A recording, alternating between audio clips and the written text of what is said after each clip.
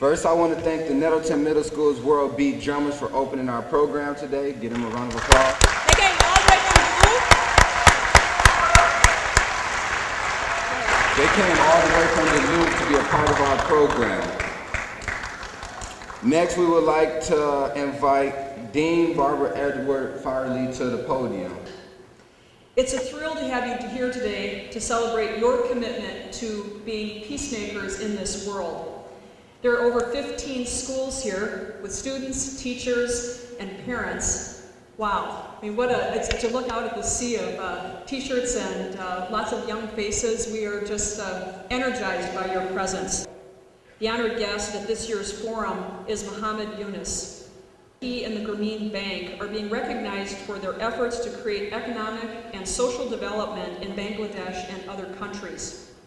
The objective of this important work is to lift up more and more people out of poverty by giving them access to financial resources that will make their dreams a reality. The mission of the Peace Prize Festival is to help all of you learn about the Nobel Peace Prize and how it influences world peace.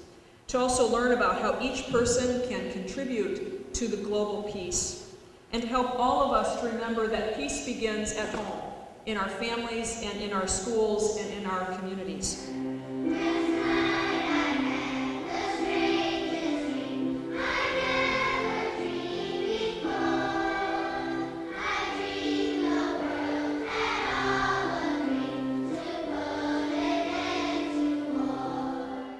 About all of us becoming world citizens.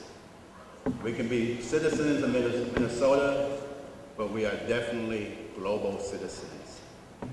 And I just wanted to say one moment about the peace poll.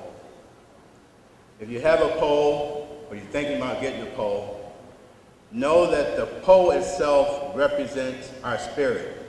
It's everything that we are. And the languages represents our diversity. But we are all one. To me, there's nothing in the world that's more important than doing what we're doing right here today. I think you can sense it, you can feel it, that, you know, if there's ever going to be peace in the world, it's going to start with the kids.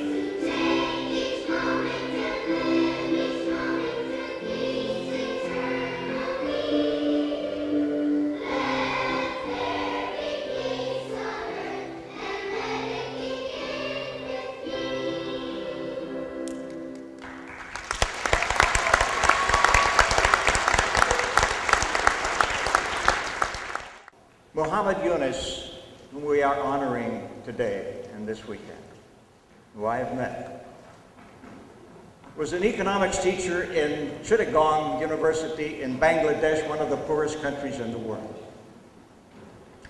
And after teaching elaborate economics theories in class, he would go home, and walk past women who were making bamboo stools to sell, to bring some money into their house. And he asked one of them one day, "How many of these do you make a week?" And she said, "1." He said, "Well, this is a beautiful work. Why don't you make more?" She said, "I don't have the money to buy bamboo." So he had an idea. He knew that a woman, a poor woman in Bangladesh or around the world, could not go into a bank and ask for a loan. Why? Because she didn't have collateral, something to guarantee the loan. She didn't own property, wasn't able to own property under the laws in many countries. So he said, "I would like to do something. I would like to give each of you," and there were some 25 women, what was the equivalent of a couple of dollars American money in Bangladesh. Not much, but it was enough for them. He said, "And I would like you to buy some bamboo to make more baskets so you can bring more money into your house for your children. I would like you to also do this. If you do make some money from this, I would like you to repay this loan to me because I want to show something to people, bankers, others. I know I can trust you. Poor people are not poor because they are dumb or lazy. They are poor because they were born poor, and they were exploited. Susan and I, my wife, we wrote this book about microcredit. Susan and I went to a meeting of a microcredit group. 40 women gathered together. And when they apply for a loan, $60 or $70, they have to sign the application for the loan. Most of them can't read or write, so they take their thumb, put it on this pad, and stamp their thumb. That's their signature. Some of them are learning, have an opportunity to learn. And in a meeting we attended, a woman who was applying for a loan asked for a pen. She took the pen and laboriously she scrawled her name on the paper.